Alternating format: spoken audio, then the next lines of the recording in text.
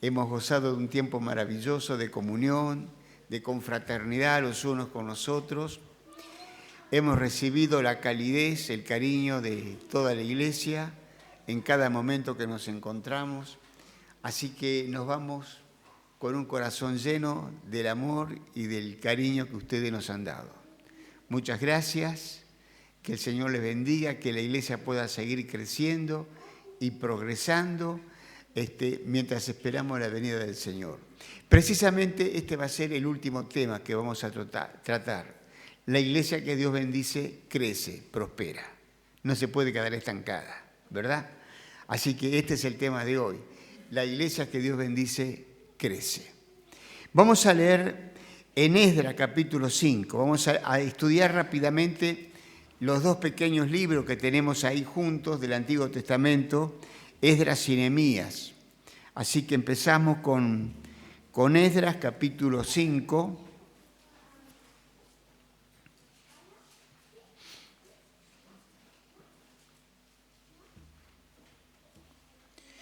Dice la última parte del verso 8.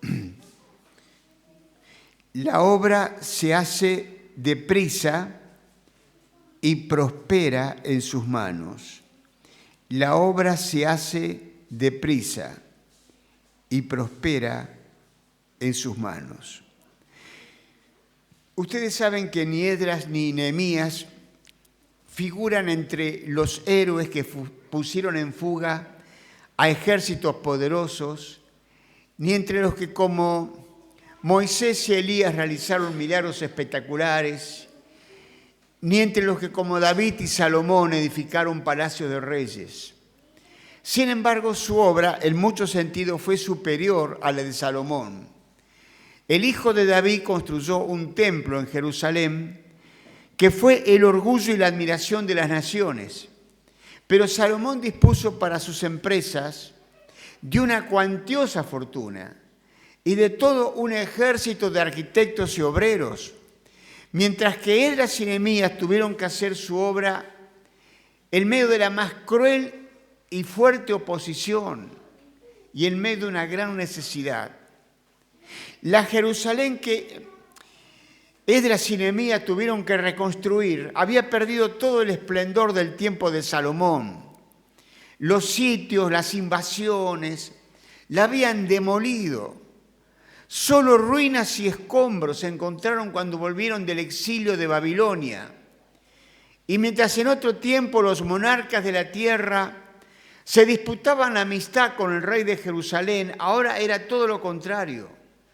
Todos eran enemigos que se oponían a la reconstrucción de la ciudad. Nehemías, más que un edificador, fue un restaurador. 35 veces en el tercer capítulo de su libro se menciona la palabra restaurar. Entonces surge la pregunta, ¿cómo es que pudo progresar la obra? ¿Cómo es que la obra pudo avanzar con tan escasos recursos y con tanta oposición? Y la primera lección que extraemos para esta tarde es la siguiente. Una obra prospera cuando despiertan los dormidos. Esdras capítulo 1, versículo 5. Dice, en el primer año de Ciro, rey de Persia, para que se cumpliese la palabra de Jehová por boca de Jeremías, despertó Jehová el espíritu de Ciro, rey de Persia, el cual hizo pregonar palabra y también por escrito por todo su reino, diciendo, dice, despertó Jehová el espíritu, es decir, mientras dormían, no había movimiento, no había iniciativas. Mientras dormían quizás pensaban que estaban realizando grandes proezas, pero no daban un solo paso. Un caudillo como Saúl, mientras duerme, quizás piensa que tiene a David sometido bajo sus pies y no se da cuenta que le están cortando un pedazo de su capa por dormir.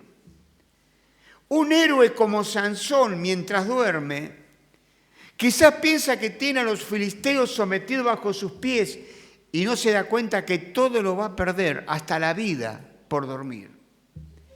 Basta que un ejército de gigantes duerma para que un puñado de enanos se levante con la victoria.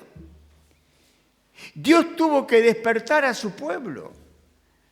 El problema consistía no en que eran pocos o de escasos recursos, sino que había un espíritu de modorra en el alma.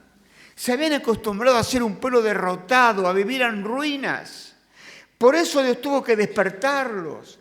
Y entonces sí que hubo deseo de emprender iniciativas, de realizar proyectos. ¿Cómo nos amonesta Dios, mis hermanos, contra el sueño de la indiferencia?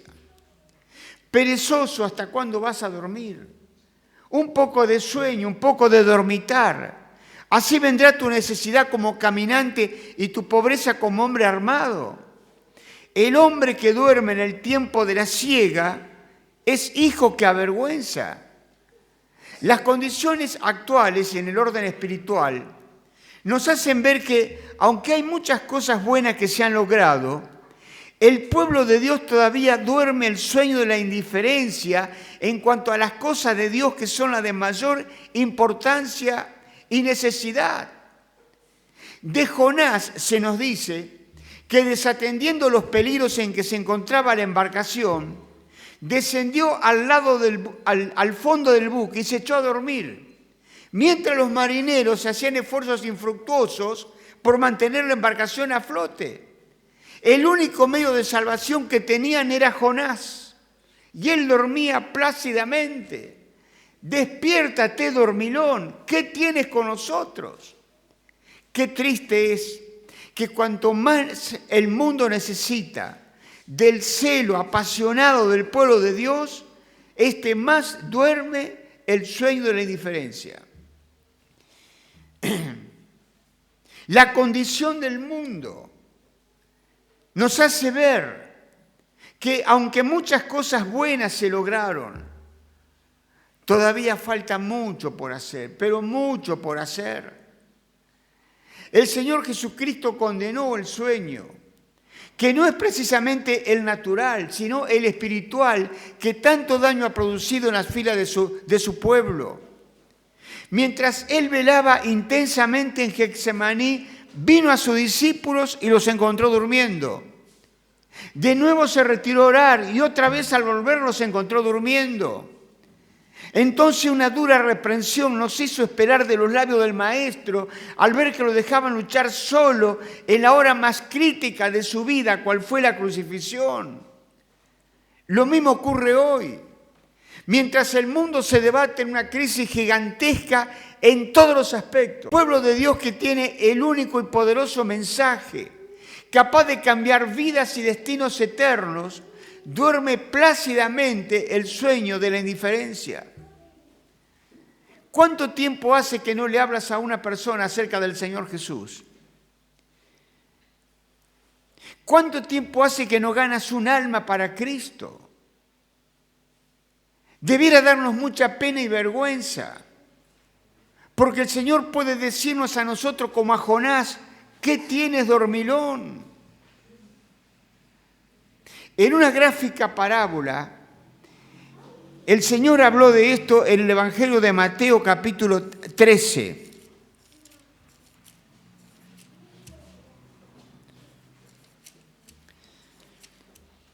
Verso 24 dice: les refirió otra parábola diciendo: el reino de los cielos es semejante a un hombre que sembró buena semilla en su campo. Pero mientras dormían los hombres, vino su enemigo y sembró cizaña entre el trigo y se fue. La explicación de la parábola es clara.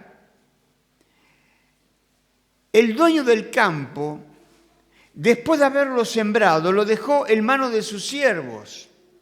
Pero como estos no amaban la viña, porque no era de ellos, se echaron a dormir. Y mientras dormían, el enemigo vino y sembró cizaña junto al trigo. El Señor ha venido y ha establecido su reino en este mundo. Y la promoción de ese reino lo ha dejado en manos de sus hijos, sus siervos. Pero por falta de vigilancia y oración, Satanás ha venido y ha sembrado la semilla de la discordia, de la contención, de los pleitos, de los celos, de las envidias, del odio, que tanto daño ha producido en la fila de su pueblo. Oh Señor, perdónanos por haber sido tan negligente en cuanto a las cosas de tu reino. Hay muchos que son negligentes en su vida de oración. El apóstol dice que tenemos que orar sin cesar, es decir, tenemos que vivir en el espíritu de oración, pero por falta de oración, las fuentes espirituales del alma se van agotando. Hay muchos que prefieren quedarse 5 minutos más durmiendo que en vez de dedicar esos 5 minutos a hablar con el Señor. Si tú tuvieras una cita con el presidente de la República, no llegarías tarde por nada del mundo. Estarías allí temprano, bien vestido por la conversación que vas a tener con la personalidad máxima del país. Y sin embargo, permanentemente estamos llegando tarde a nuestra cita con el Rey de Reyes y Señor de Señores. No preparamos nuestra mente para la hora de la oración. Le damos al Señor cualquier momento perdido del día o la última hora cuando el cuerpo está cansado, la mente embotada y no podemos concentrarnos en lo que estamos diciendo. Negligentes en cuanto a la vida de oración. Hay otros que son negligentes en cuanto a su asistencia a la iglesia. Objetan que tienen mucho que estudiar, mucho que trabajar. Lo cierto es que su lugar cuando el pueblo de Dios se reúne está vacío. En Hechos capítulo 1, el Señor acaba de dejar la tierra y los discípulos se encuentran solos en un mundo cuya maldad y cuyo odio ya estaban experimentando. Entonces dice que se reunieron con las mujeres para orar. El mundo en el que nosotros vivimos es el mismo mundo en el que vivió nuestro Señor y cuyo príncipe es Satanás. Es el mundo que en el paroxismo de su odio crucificó al santo y al justo. Por lo tanto, este mundo no debe ocupar ninguna porción en nuestro corazón. Y entonces se volverá como una tierra seca y árida donde no habrá aguas. Y nuestra alma volverá a tener sed. Mi alma tiene sed de ti, del Dios vivo. Esa ardiente sed hará que sintamos la necesidad de congregarnos, de estar presente con el pueblo de Dios. Anhela mi alma y aún ardientemente desea los atrios de la casa de mi Dios. Preferiría estar un día en ellos que 1000 fuera de ellos. Hermanos, sentimos ese deseo cada semana de estar con el pueblo de Dios, de reunirnos con ellos. Hay otros que son negligentes en cuanto a la lectura y el estudio de la palabra de Dios. El apóstol Pedro dice, desead la leche espiritual no adulterada para que por ella crezcáis. La razón por la cual muchos cristianos no crecen es porque no leen la Biblia. Y la razón por la cual no la leen es porque son negligentes. Yo veo en las iglesias jóvenes, hermanos hermosos, que han progresado en sus actividades seculares, en sus estudios, veo profesionales, veo hermanos instruidos, maestros, docentes, etc. Pero hay poco estudio de la palabra. Los ministerios de la iglesia no se nutren con hermanos, hermanas capacitados en la palabra. Nuestra generación está produciendo una generación de jóvenes analfabetos en la palabra de Dios. Son muy pocos los jóvenes de los cuales se puedan decir como Apolos que son poderosos y elocuentes en las Escrituras. Y lo más triste es que es una situación totalmente irremediable.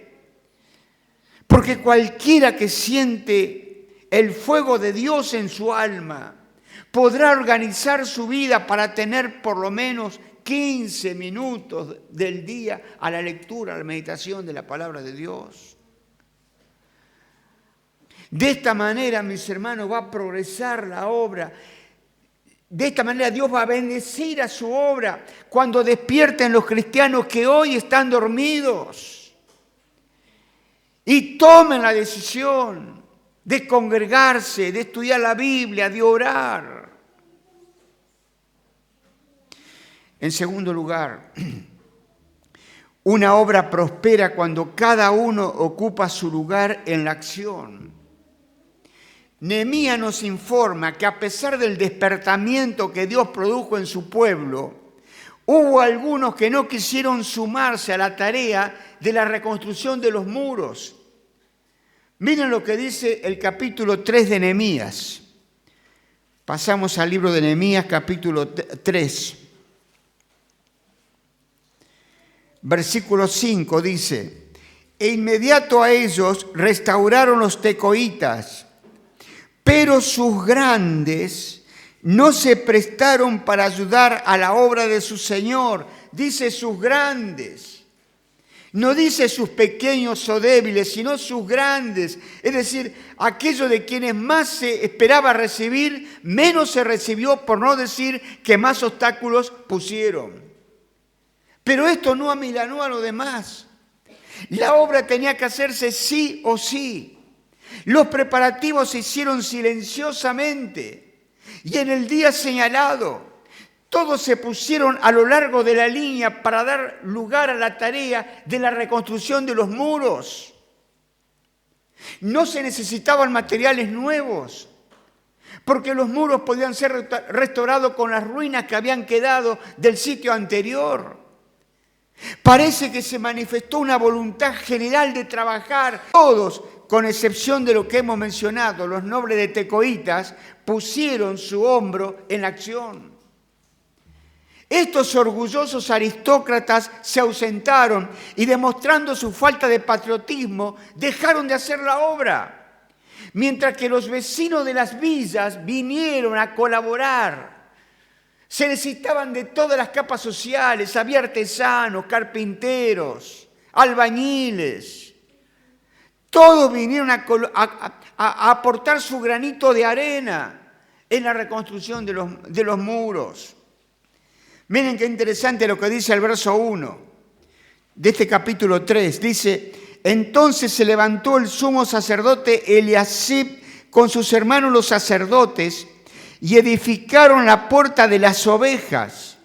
Ellos arreglaron y levantaron sus puertas hasta la torre de Amea y edificaron hasta la torre de Ananael. Dice, se levantó el sumo sacerdote.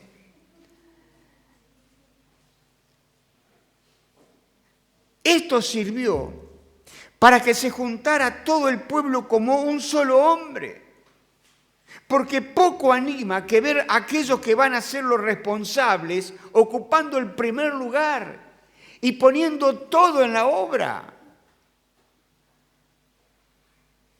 Y por si esto no bastase, miren lo que dice el verso 12. Dice, junto a ellos restauró Salum, hijo de Aloes, gobernador de la mitad de la región de Jerusalén, él con sus hijas. Parece ser que este hombre no tenía ningún hijo varón, solamente hijas, pero cada una de ellas valía por 30 varones. ¡Qué manera de trabajar! ¡Qué manera de poner el hombro! Nos volvimos, dijo Nehemías, cada uno a su lugar. Por eso prosperó la obra, porque cada uno ocupó su lugar en la acción. Nehemías comprendió el secreto que está detrás de toda organización: delegar responsabilidades. Y esta es una enseñanza bíblica. La encontramos expuesta años atrás en el Éxodo, cuando Moisés estaba tan absorbido por sus tareas administrativas en el desierto. Dios le sugirió, a través de su suegro Jetro, que nombrara 70 ancianos en los cuales delegar sus grandes responsabilidades. Es que la obra del Señor No se puede llevar a cabo por una sola persona. La iglesia es un cuerpo, está compuesta por muchos miembros y todos deben cooperar juntos en armoniosa relación. La unión hace la fuerza. Hay iglesias que se parecen a un partido de fútbol. 22 jugadores en el campo de juego, cansados, extenuados, acalambrados, y miles en las tribunas que están necesitando desesperadamente de alguna actividad física.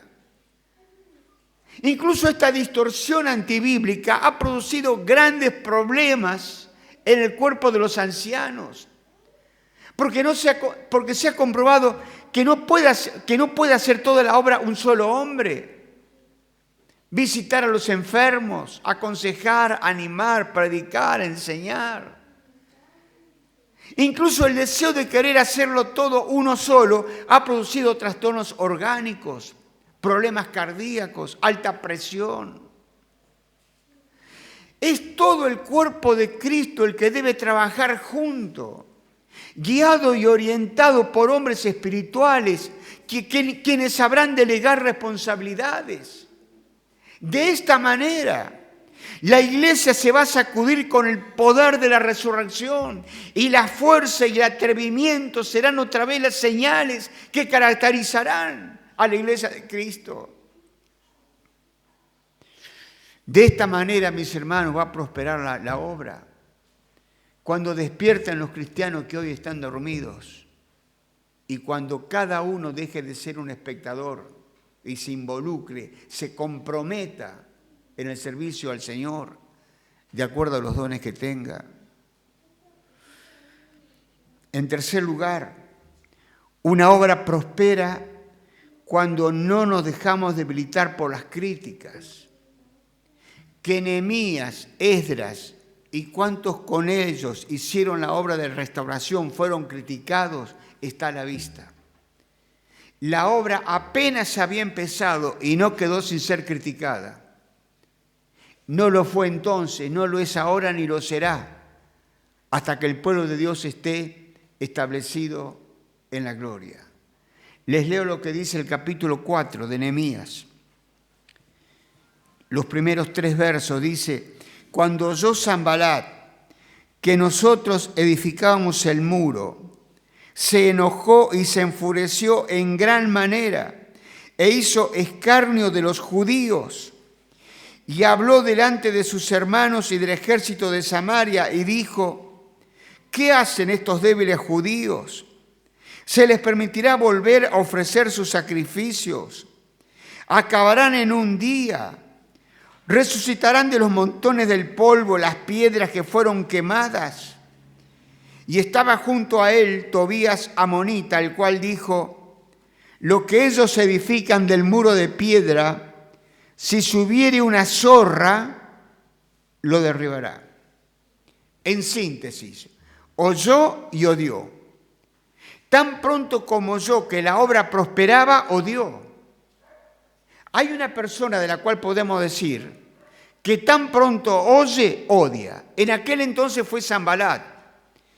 A través de la historia del pueblo de Dios, numerosos enemigos se han levantado en relación a esa oposición, pero hay un nombre que está por encima de todos ellos y es el archienemigo, Satanás. Cuando Satanás ve que la obra de Dios prospera, va a hacer todo lo posible para detenerla. Y aquí lo tenemos. Sanbalat era el gobernador de la provincia de Samaria, el remanente de lo que en otro entonces fue el reino del norte en Israel. Y mientras Jerusalén yacía en ruinas, él podía anexar el territorio de Samaria al de Jerusalén. Esto es solo una suposición, pero parece ser cierto por su firme e inquebrantable propósito de no ceder 1 centímetro del territorio sobre el cual él pretendía tener dominio. Veía que su propia seguridad y autoridad estaba seriamente establecida. Bueno, todo esto es propio de Satanás. Por eso cuando Satanás ve que las almas se salvan, que la iglesia crece, va a hacer todo lo posible para detenerla.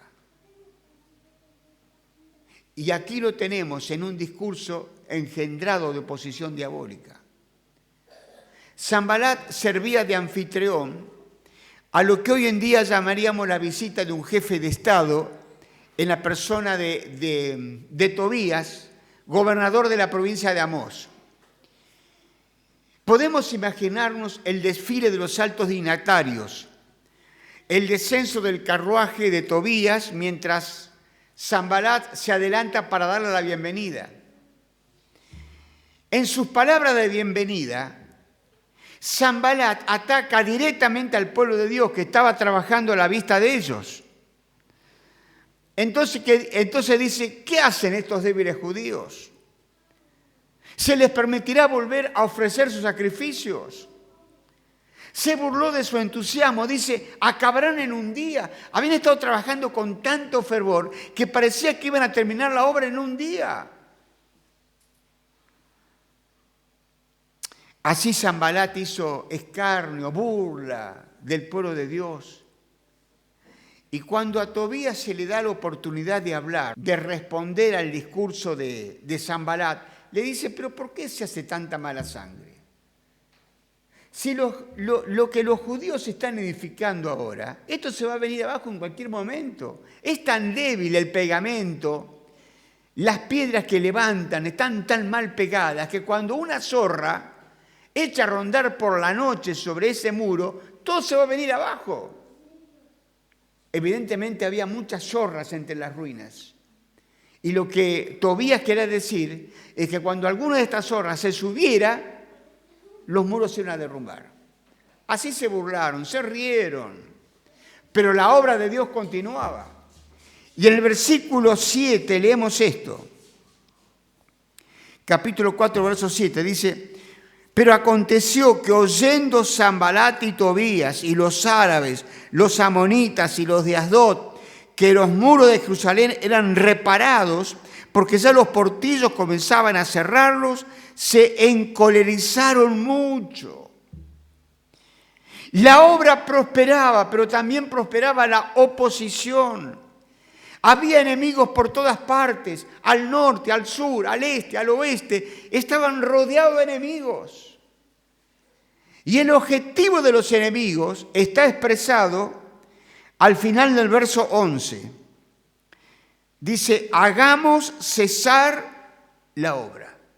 No importaba el método que usaran, la violencia, las amenazas, la intimidación, había que parar la obra a toda costa. Hermanos, esto es lo que Satanás quiere hacer con la obra de Dios aquí, en Calle Colombia. Quiere parar la obra. Y para eso él va a utilizar las críticas, las murmuraciones, las calumnias. Todo aquel que haga algo para el Señor va a ser criticado. Y cuanto más noble sea la obra que está realizando, más ruin y vil va a ser la crítica. La obra de Dios sufre oposición de distintas maneras. Hay mentiras, hay traición. Pero si Dios nos ha dado una muralla que construir, nuestro principal objetivo debe ser dedicarnos a la construcción, no a las críticas. El diablo rugirá, pero difícilmente atacará. Y aun cuando lo haga, nuestro objetivo permanece inalterable. Hay que seguir adelante. Hermano, hermana, ¿qué has hecho con las críticas de aquellos que te atacaron porque estabas haciendo algo para el Señor? ¿Te has desalentado? ¿Te has desanimado? ¿Has bajado los brazos? ¿Has dejado de hacer la obra? Eso es lo que el diablo quiere, sacarnos del medio. Pero cederemos nosotros, que del Señor hemos recibido una gran comisión y pesa sobre nuestros hombros la responsabilidad de la marcha de la obra de Dios. Si nosotros, desalentados por las críticas que se hacen, dejamos de hacer la obra, ¿quién la va a hacer? Yo me dirijo a ti, mi hermano, que estás desalentado, desanimado quizás por las críticas injustas que se han hecho a tu ministerio. Sigue adelante. Mira a Esdras y Nehemías siguiendo adelante en medio de la más cruel oposición. De esta manera prosperará la obra cuando despiertan los que están dormidos, cuando cada uno ocupe su lugar en la acción y cuando no nos dejemos debilitar por las críticas. Y en cuarto lugar, una obra prospera cuando se trabaja con convicciones firmes.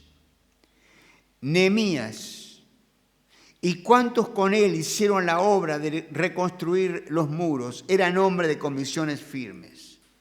En primer lugar, tenían la firme convicción de estar haciendo una obra para Dios. Nehemías es presentado en la Biblia como el hombre que empezó una obra, la siguió y la terminó. La historia de su vida comienza en el capítulo 1, versículo 3. Y me dijeron, el remanente, los que quedaron de la cautividad allí en la provincia están en gran mal y afrenta, y el muro de Jerusalén derribado y sus puertas quemadas a fuego. La visión de la necesidad amaneció en la mente de este hombre. Y parece haber sido impresa en ella por el Espíritu de Dios. Luego continuó considerando esa visión. Y dice ahora el capítulo 2, versículo 7.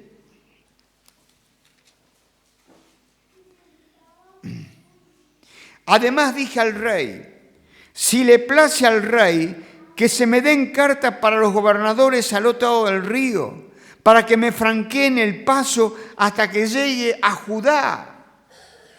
La visión de lo que Dios quería que hiciese se fue haciendo más clara y clara hasta que llegó el momento en que decidió la realización de la obra. Y en el capítulo 4, versículo 6, se nos da un adelanto del avance de la obra. Dice el verso 6, edificamos pues el muro. Todo había sido terminado. Faltaba solamente la colocación de las puertas. Y en el capítulo 6, verso 1, dice, cuando oyeron Sanbalat y Tobías y Gesén el árabe y los demás de nuestros enemigos que yo había edificado el muro, y que no quedaba en él portillo, aunque hasta aquel tiempo no habían puesto las hojas en las puertas, etc. Todas las ruinas habían sido reconstruidas. Y el verso 15 dice, fue terminado pues el muro. Aquí tenemos, mis hermanos, el ejemplo de un hombre que puso sus manos en la obra de Dios y la siguió hasta el final. ¿Qué ejemplo es este para tantos creyentes pusilámines e inconstantes? Ya sea que estemos edificándonos sobre nuestra santísima fe o que estemos edificando a la iglesia del Señor, aquí tenemos el ejemplo de un hombre que empezó, siguió y terminó. Puso sus manos en la obra de Dios y la siguió hasta el final. ¿Cuántos de nosotros hemos empezado a veces ministerios con mucho entusiasmo y luego ante los problemas, las dificultades, lo hemos dejado todo? Este no fue el caso de Nehemías, porque él tenía la convicción de estar haciendo una obra para Dios. Hermanos, la obra que hacemos, ¿la hacemos para Dios o para los hombres? Si tenemos la convicción de que la hacemos para Dios, no hay nada ni nadie que nos podrá detener. La seguiremos hasta el final. Y yo anhelo que el Señor pueda levantar muchos Nehemías de esta congregación, que empiecen la obra, que la sigan con pasión y la terminen. Y en segundo lugar, Nehemías tenía la firme convicción de ver sus esfuerzos coronados con el éxito. Capítulo 2, versículo 20 dice: y en respuesta les dije, el Dios de los cielos, Él nos prosperará, y nosotros sus siervos nos levantaremos y edificaremos, porque vosotros no tenéis parte ni derecho ni memoria en Jerusalén. Nehemías sabía que él y su pueblo de Jerusalén estaban haciendo la obra de Dios y por lo tanto no iba a permitir que nadie los detuviera. Mientras este hombre de Dios dirigía la construcción, tenía su mirada puesta en el Señor de los cielos. Ahí está el secreto de la victoria. Cualquiera sea la obra a la cual el Señor nos ha llamado, no mires a los hombres, no mires a las circunstancias, mira al Señor, serás prosperado. Conforme a la medida de fe con que al Señor sirvamos en este mundo, veremos el fruto de nuestra labor. A su tiempo segaremos si no hemos desmayado, y nuestro trabajo para el Señor no es en vano. Muchas veces quisiéramos ver el resultado inmediato de nuestro ministerio, de nuestro servicio. Quisiéramos ver enseguida almas salvadas, vidas transformadas. Quisiéramos ver la iglesia crecer y crecer y crecer.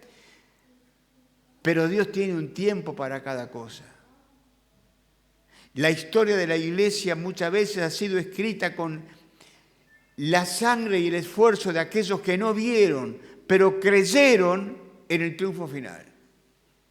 Y en este momento pienso en una experiencia que me tocó vivir en el año 2003, cuando viajé a Quito, Ecuador. Y en una avioneta me llevaron a la selva amazónica, donde 5 misioneros fueron ejecutados por los terribles indios Aucas. Estos misioneros sobrevolaron varias veces con la avioneta, entregándoles alimentos no perecederos, mostrándoles que iban en son de paz. Y cuando pensaron que todo estaba preparado, descendieron y los Aucas los ejecutaron. Pero la obra de Dios no terminó allí. Las esposas de los misioneros fueron a la selva a llevar el evangelio a los Aucas. Y los Aucas se fueron convirtiendo. Los que mataron a los misioneros se convirtieron todos. Sus nietos se convirtieron.